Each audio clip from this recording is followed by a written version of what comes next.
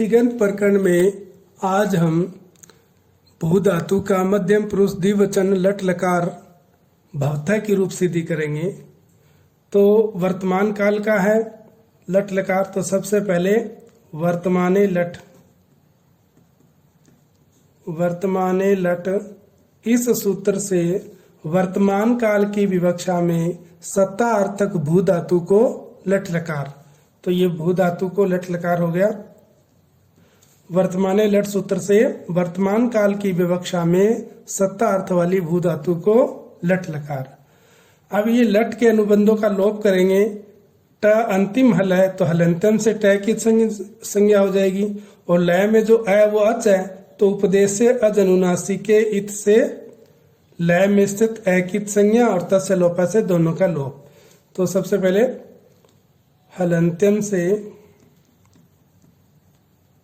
हलंत्यम सूत्र से अंतिम हल ट की इत संज्ञा और अच उपदेश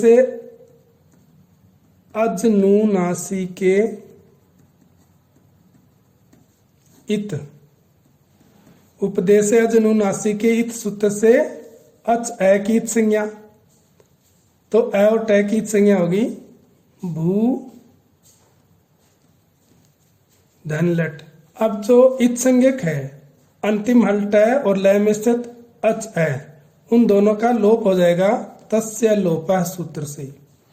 तस्य लोप से इत संज्ञक ट और लय में स्थित अ की का लोप हो जाएगा, तो ये हो जाएगा भू धन ल हलंत। तस्य लोप सूत्र से दोनों इत संज्ञकों का लोप, दोनों का मतलब आ और टा, इन दोनों का लोप हो गया। अब लह परस्मयी पदम, लह परस्मयी पदम सूत्र से लकार के स्थान पर परस्मयी पद के प्रत्यय आदेश, और परस्मयी पद के प्रत्ययों का सूत्र है तिप तस झी। इस सूत्र से लकार के स्थान पर मध्यम पुरुष का द्विवचन है तो मध्यम पुरुष के द्विवचन का प्रत्यय हो जाएगा, मध्यम पुरुष के द्विवचन का प्रत्यय हो जाएगा ठस। तिप तस झी सूत्र से लकार के स्थान पर थस प्रत्यय आदेश, तो ये हो गया भू धन, ये लय के स्थान पर थस प्रत्यय आदेश। अब ये थस तिंग प्रत्यय है तो तिंग शीत सार्वधातुकम, तिंग शीत सार्वधातुकम सूत्र से तिंग थस, थस की सार्वधातुक संज्ञा, तो ये थस की सार्वधातुक संज्ञा होगी। अब कर्तृशप, कर्तृशप सूत्र से कर्तावाची सार्वधातुक परे होने पर, ये सार्वधातुक परे है तो इस धातु भू धातु को शप का आगम, कर्तृशप से शप का आगम, तो ये हो गया भू धन शप धन थस। अब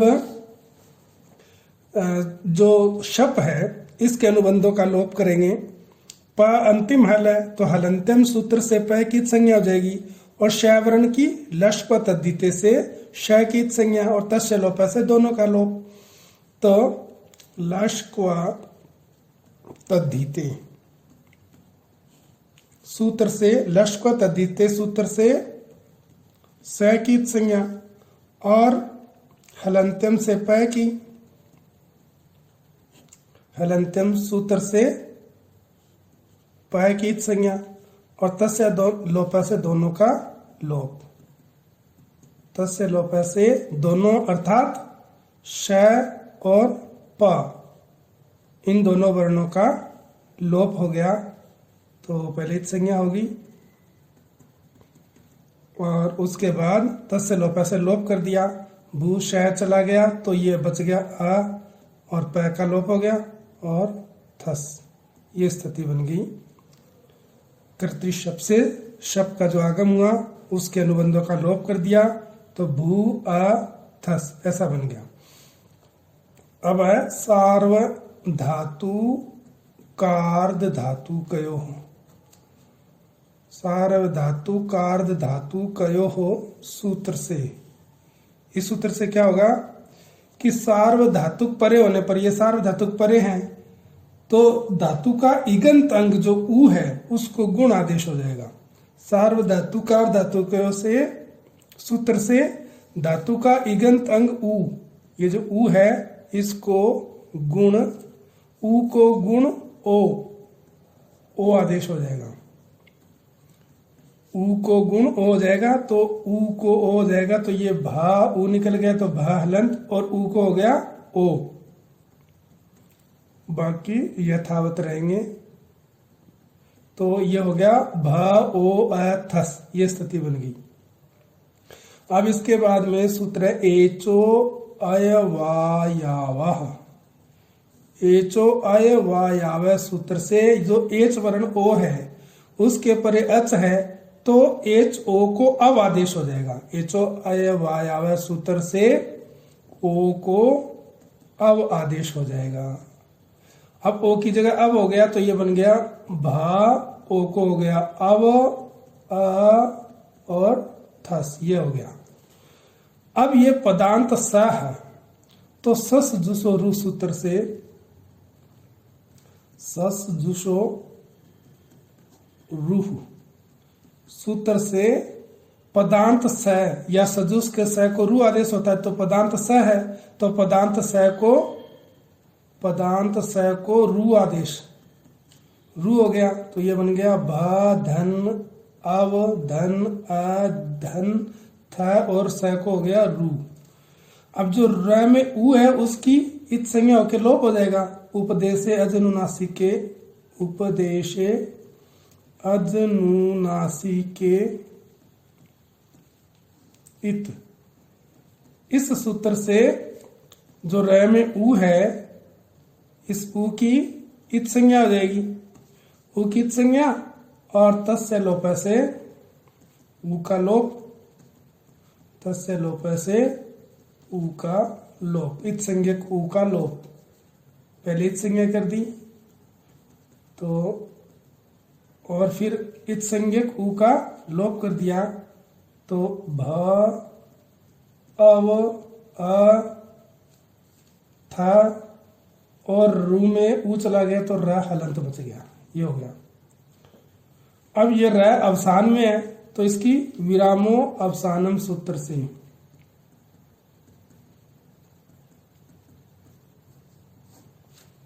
र की इस र की अवसान संज्ञा हो जाएगी।